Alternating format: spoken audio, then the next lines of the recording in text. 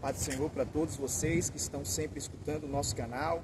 E como prometido, nós vamos dar início ao primeiro vídeo dessa série falando sobre Jesus dentro da reserva aqui do Paiva. Eu queria falar nesta oportunidade sobre o Salmo de número 46. O Salmo 46 começa com essa expressão: Deus é o nosso refúgio e fortaleza, socorro bem presente na angústia.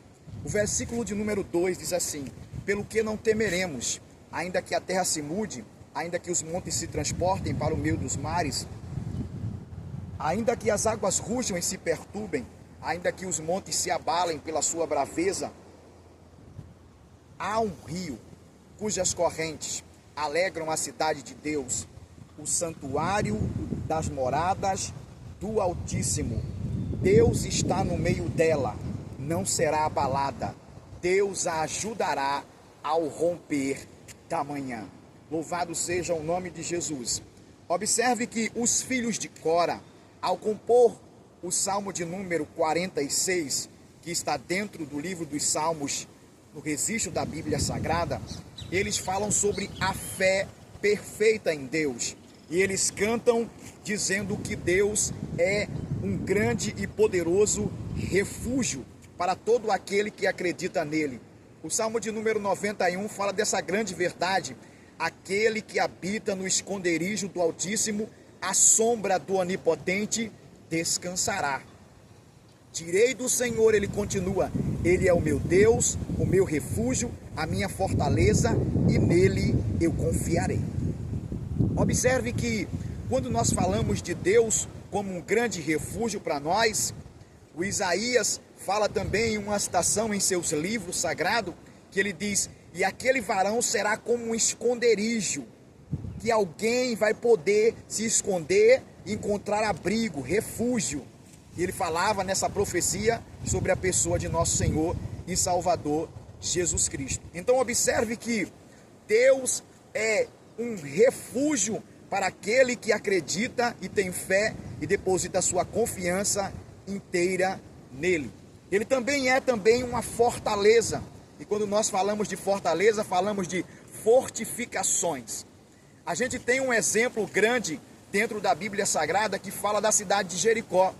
Jericó é uma cidade antiga dos tempos do Antigo Testamento, que os moradores de Jericó e o rei de Jericó, o monarca que habitava ali naquela época, confiava muito, depositava sua confiança e sua segurança nas muralhas que pareciam intransponíveis, que eram as muralhas de Jericó. Então ele fez uma fortaleza, fazendo aquela muralha ser uma muralha muito conhecida pelas nações vizinhas, e ele achava que aquela muralha era uma muralha intransponível. Bem, nós sabemos da história do grande sobrenatural e do grande poder de Deus que derrubou as muralhas de Jericó com a marcha de Josué, louvando ao Senhor, tocando trombetas, como nós sabemos a história, conforme aquilo que Deus tinha orientado ele para fazer. Ele deu 6 voltas, e depois, no último dia, ele deu 7 voltas, e todo o povo gritou, tocou e cantou ao Senhor, e as muralhas de Jericó, que pareciam ser uma fortaleza impenetrante, elas vieram ao chão e foram destruídas e subjugadas diante do poder do nosso Deus. Por isso que eu vou dizer, algo que é sólido, algo que é feito pela mão humana, pela mão do homem, é um projeto que pode existir falibilidade, que pode existir alguma falha e pode chegar a ruir. Nós tivemos o episódio de uma das pontes dentro do nosso Brasil, que ela caiu. Então eu quero dizer para você que aquilo que o homem faz, por mais que pareça sólido, forte e transmita segurança, claro que tem um tipo de segurança ali, mas ela não pode ser inabalável. Ela não pode ser aquilo que vai durar por toda a eternidade. Não, mas existe um Deus, que ele é de eternidade a eternidade, conforme diz o salmista. E ele é poderoso e suficientemente capaz para você que confiar nele, guardar a sua vida até o final da sua existência aqui nessa terra. Eu queria dizer para você que o Salmo 42, ele menciona essa grande verdade e ele assegura dizendo assim: Deus é um socorro bem presente na hora da angústia.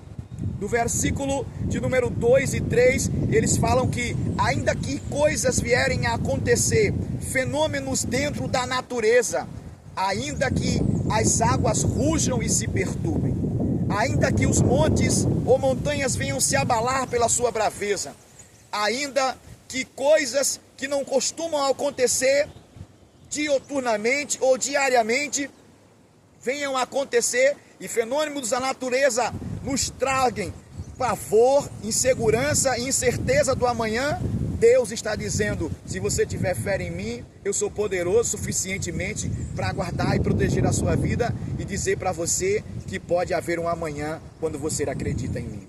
Então eu queria dizer para você que está me ouvindo no nosso canal e acompanhando essa nova série que nós estamos transmitindo agora, e nós estamos aqui hoje ao vivo aqui, e aqui atrás de mim está o lago do Parque Lagoa da Reserva do Paiva. Olha que coisa maravilhosa, fantástica. Então, eu queria dizer para você, para finalizar, que no versículo de número 4 do Salmo 46, ele diz assim: há um rio cujas correntes alegram a cidade de Deus, o santuário das moradas do Altíssimo. Como entender isso, irmão João Paulo?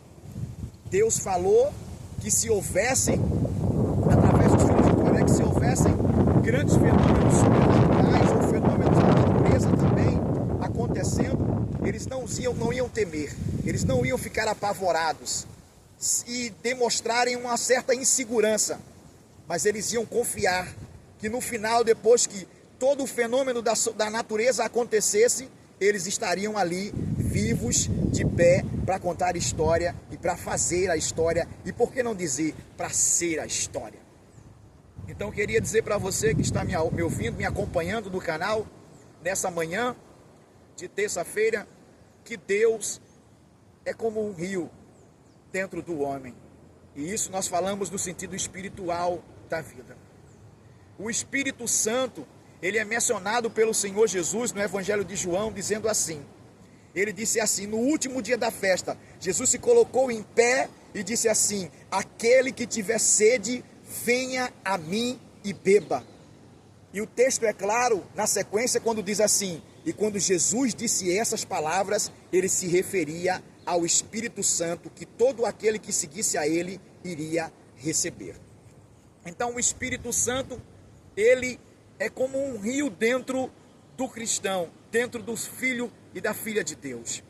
A Bíblia vai dizer também no Evangelho de João, no capítulo de número 4, quando Jesus encontra a mulher da cidade de Samaria, lá no poço da cidade de Sicar, aquela herdade que tinha sido anteriormente do patriarca Jacó, ele disse assim: ah, mulher, se tu soubesse quem te pede de beber, tu me pediria e ele te daria água viva.